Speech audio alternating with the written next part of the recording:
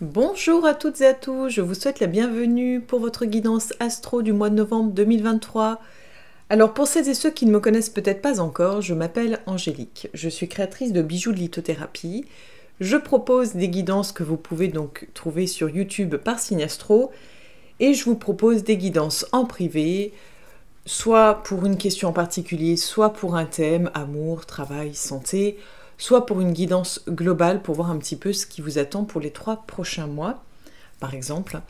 Et puis donc je propose également des ressentis photos lorsque vous avez des questions, des interrogations concernant une personne, concernant un animal. Je propose donc de vous transmettre les ressentis de cette âme, que ce soit donc une âme animale ou une âme humaine. Voilà un petit peu pour les infos. Donc, pour les guidances astro, comme d'habitude, vous ne prenez que ce qui résonne en vous. Vu que c'est une guidance générale, ça ne parlera pas à tout le monde. Donc, vous prenez uniquement ce qui résonne, vibre en vous. N'hésitez pas à aller voir votre ascendant astro. Vous pouvez le calculer gratuitement sur Internet. Si vous n'y arrivez pas, n'hésitez pas à me laisser un petit com en dessous de la vidéo, à me demander et puis je vous le calculerai. Et écoutez, je vous souhaite une bonne écoute. On va voir ensemble les signes par signe. À tout de suite. Bonjour à toutes et à tous, je vous souhaite la bienvenue, chers amis Scorpion, pour votre guidance astro du mois de novembre 2023. Normalement, l'histoire du son est rétablie, vous devriez bien m'entendre, peut-être même un peu trop et que vous allez devoir régler dans l'autre sens, mais je pense être venu à bout de tout ça. Bref, nous allons voir les énergies d'un point de vue général pour vous, ensuite sur le plan professionnel, sur le plan sentimental, et on terminera avec l'oracle d'Aradia pour un message de l'univers pour vous, un petit message conseil guide du mois. Donc bien sûr, toujours garder en tête que ça ne parlera pas à tout le monde puisqu'on parle d'un signe astro et qu'on parle de façon générale. N'hésitez pas à aller voir votre ascendant astro également. Et puis vous pouvez bien sûr regarder vers la fin du mois la vidéo à nouveau pour voir si ça vous parle un peu plus et dire ah oui peut-être ah oui en effet j'avais pas vu les choses comme ça. Enfin voilà, ça peut être intéressant aussi de voir tout ça. Allez, c'est parti pour vous les scorpions.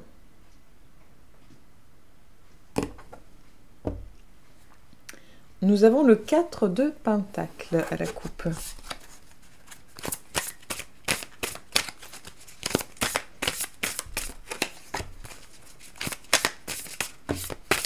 Il y en a plusieurs, donc hop.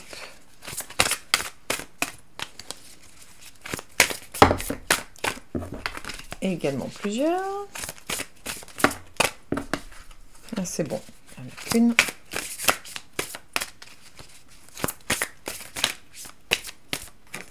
Et hop, voilà. On va aller recouvrir le tarot des druides avec l'oracle G. Nous avons la jeune fille ou l'enfant.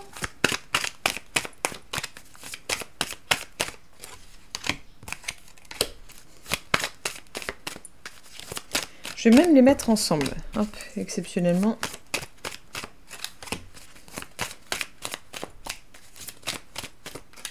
Ok.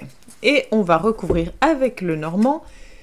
On regardera d'un premier... On fera une première lecture et on ira peaufiner, apporter des précisions avec celui-ci encore. Nous avons l'homme à la coupe.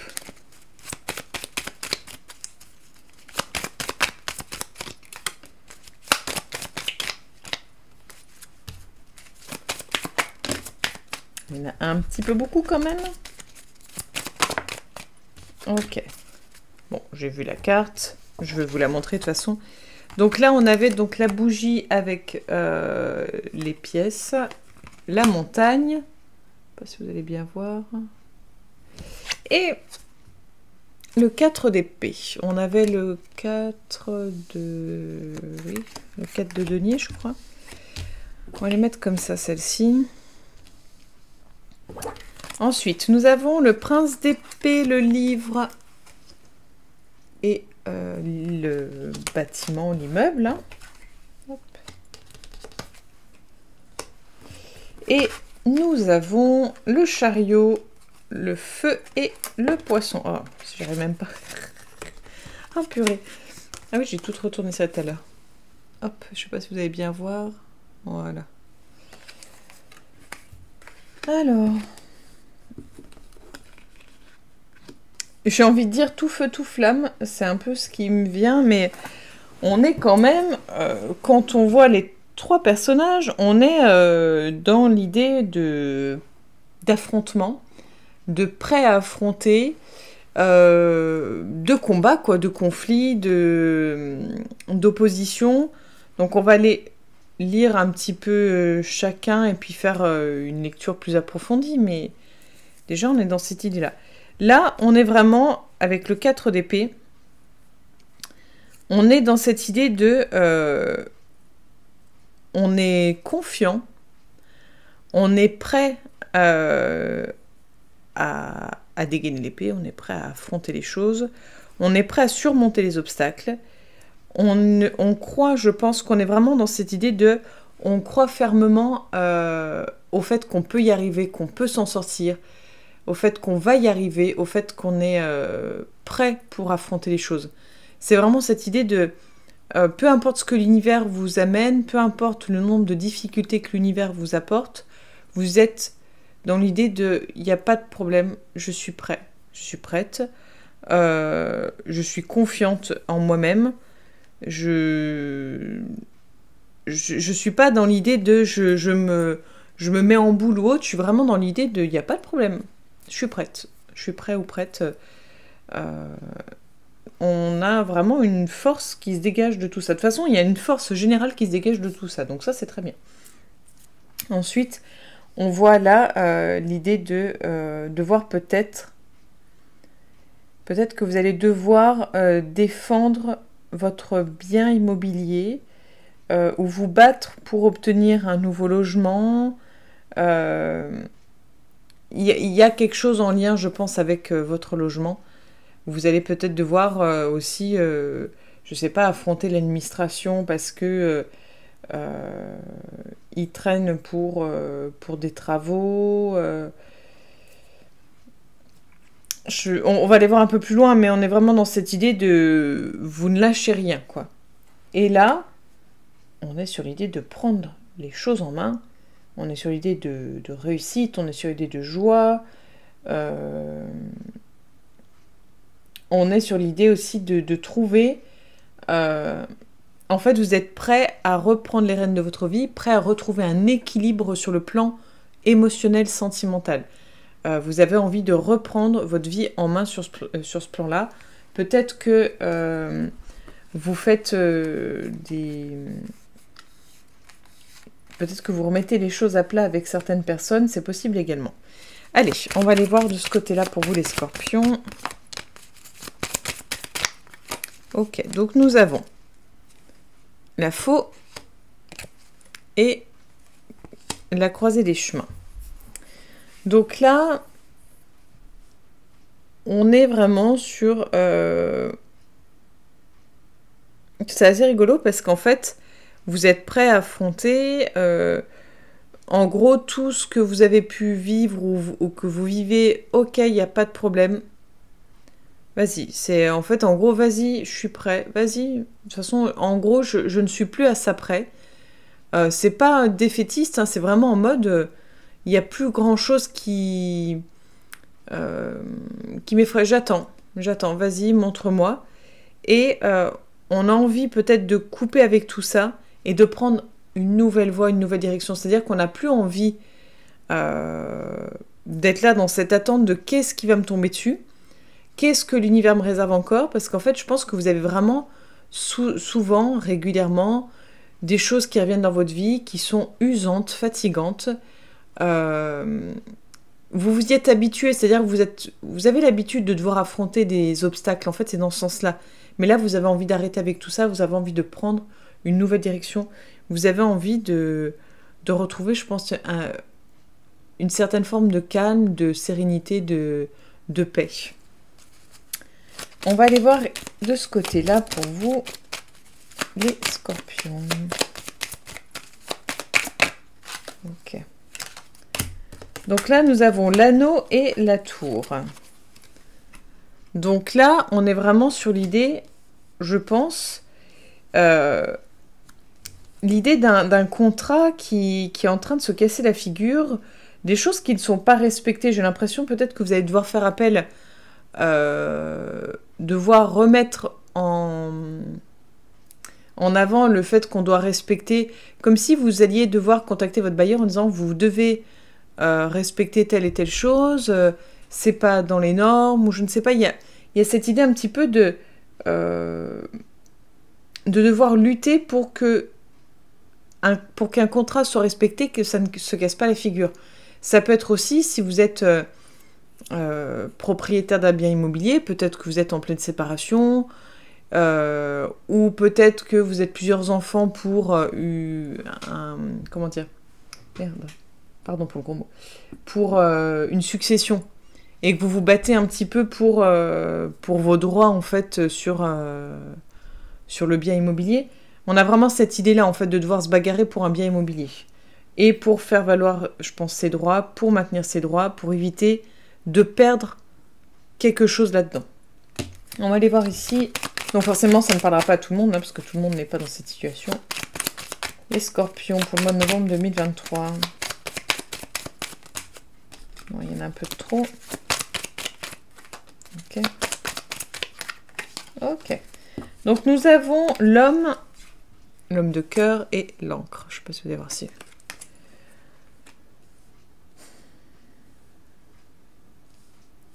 Là, vous êtes...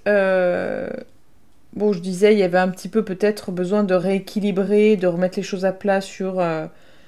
au point de vue sentimental, de trouver une forme d'équilibre.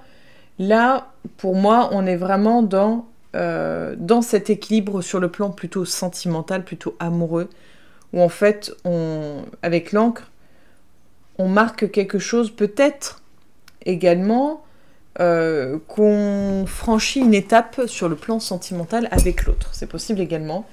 On est peut-être dans quelque chose de... ça peut être vivre ensemble, ça peut être... alors, j'ai pas trop l'idée d'acheter quelque chose ensemble, c'est plutôt partager quelque chose ensemble.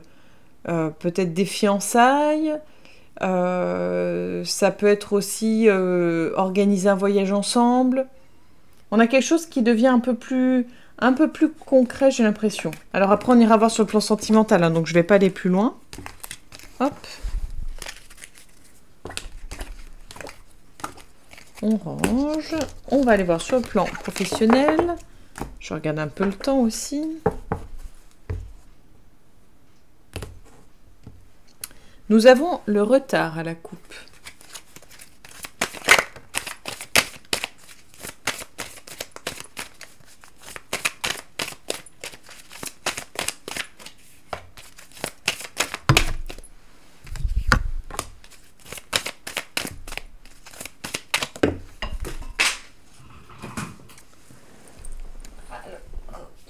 La saucisse.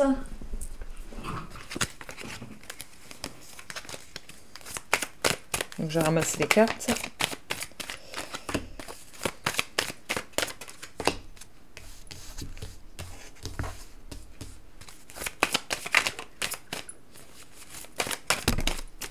Oh mais zut flûte. C'est la carte du voyage qui est tombée. Oh, yes. Oh là là. Failli pas pouvoir me relever. Et on va en prendre une dernière pour le voyage. Ok. Donc nous avons l'amour, la distance et l'homme. Je sais pas si vous voyez bien. Nous avons ensuite le contrat, l'échec, le voyage comme vous avez pu le voir et l'amitié. Et nous avons le cadeau.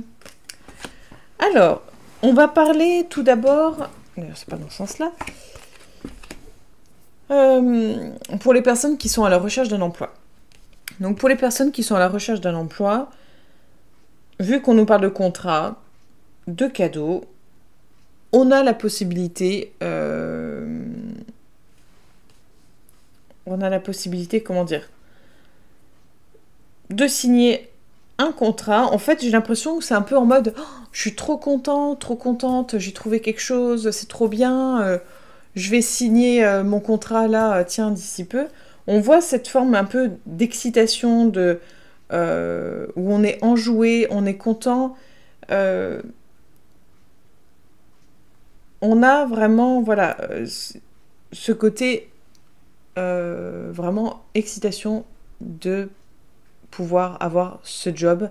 Peut-être que vous attendiez depuis longtemps, peut-être que c'est un job qui vous plaisait, mais pour moi, c'est pas forcément enfin, de ce que je ressens, j'ai pas l'impression que ce soit forcément un job que vous attendiez depuis longtemps, dans le sens j'adore ce que je vais faire, c'est plutôt je suis trop content, j'ai trouvé enfin quelque chose. Plutôt dans l'idée de je me contente de ce que j'ai, c'est pas grave, j'ai enfin trouvé parce que c'est un CDI ou parce que ça me fait tant de salaire, enfin peu importe, mais plutôt c'est plutôt un choix rationnel, pas un choix de cœur. Enfin, je sais pas si c'est clair ce que je veux dire. Par contre, ce qui me dérange, c'est vraiment ce qu'on a au cœur du tirage. Donc je vais voir une carte en plus. Parce que j'aime pas trop. Hop.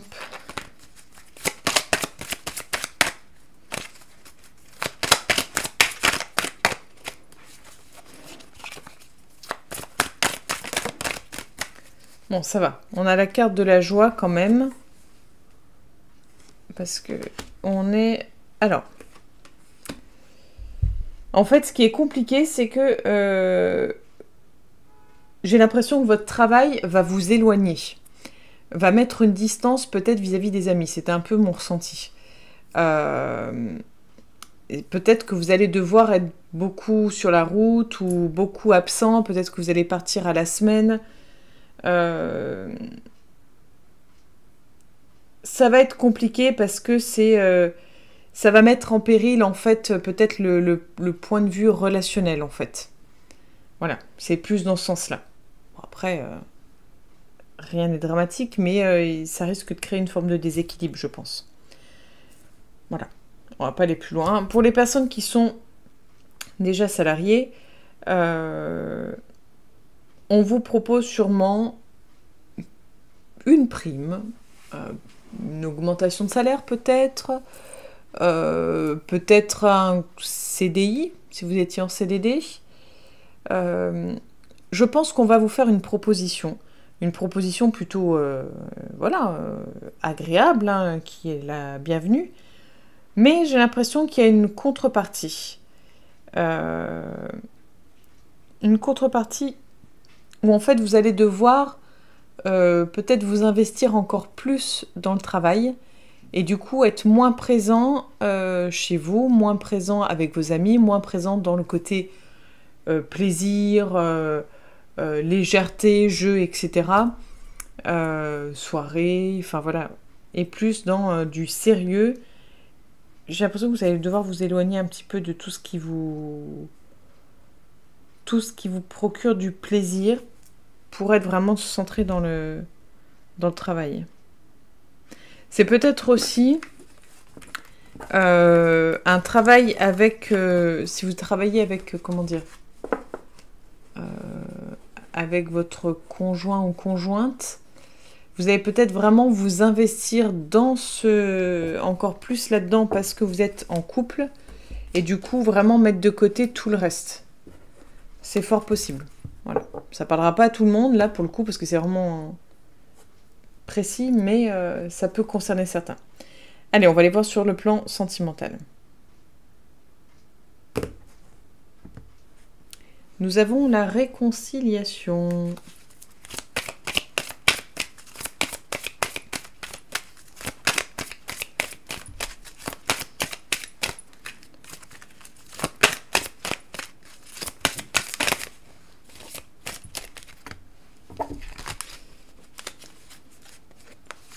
Ok.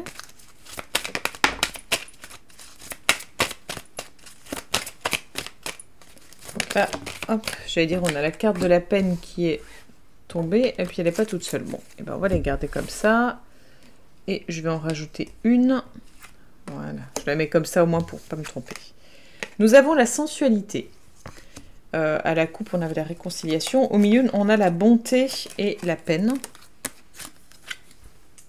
Si vous allez bien voir, voilà. Nous avons l'harmonie et ma carte météo, la fragilité.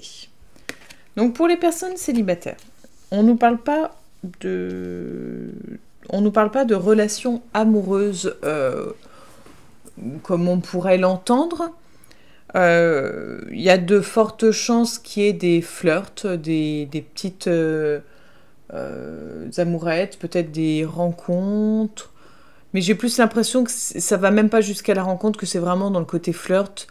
On va peut-être discuter, on va peut-être se croiser au cours d'une soirée, enfin...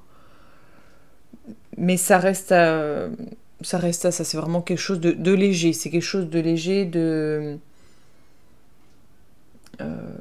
qui n'est pas dans la durée, j'ai envie de dire. C'est quelque chose qui vous fait du bien, en termes qui peut vous faire du bien. Mais je pense que vous avez trop souffert par le passé et c'est encore trop fragile pour envisager une relation amoureuse pour le moment. Vous êtes, voilà, il y a besoin de vous réparer, entre guillemets, avant de pouvoir accueillir l'amour à nouveau.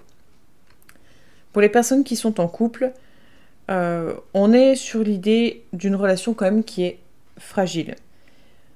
Voilà, on se sent bien dans la relation de couple, on éprouve du plaisir, on partage des moments agréables ensemble. On est vraiment dans cette idée de moments agréables, de partage. On se sent bien, un peu comme une relation où en fait on ne vit pas ensemble, on se voit, on passe des bons moments, mais ça s'arrête un petit peu à ça. C'est-à-dire que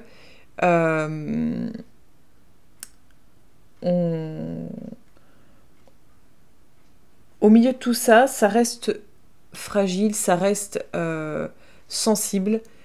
Peut-être que vous avez peur en fait d'aller plus loin, et peut-être que vous restez un peu dans cette zone, vous voyez, un petit peu où on reste autour du sentimental, mais on va pas vraiment dans le sentimental. On préfère jouer la carte de la distance, c'est-à-dire que on est ensemble, ok, mais on va pas trop vite, pas trop loin, parce qu'on ne se sent pas prêt. Il y a vraiment cette idée peut-être de réparer avant, de travailler sur ses blessures, pour pouvoir peut-être aller plus loin dans la relation de couple, si on le souhaite, bien sûr, si on le souhaite, si l'autre le souhaite également. Mais on est dans l'idée de... c'est pas... C'est peut-être une relation pansement également, mais voilà, c'est délicat. Il faut vraiment prendre soin de votre relation si vous souhaitez qu'elle perdure. On va aller voir donc le message de l'univers pour vous avec l'oracle d'Aradia.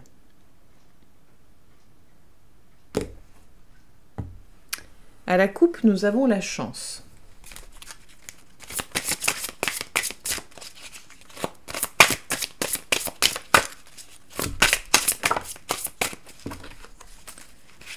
Faire la paix. Et on a, vous voyez, la carte du combat.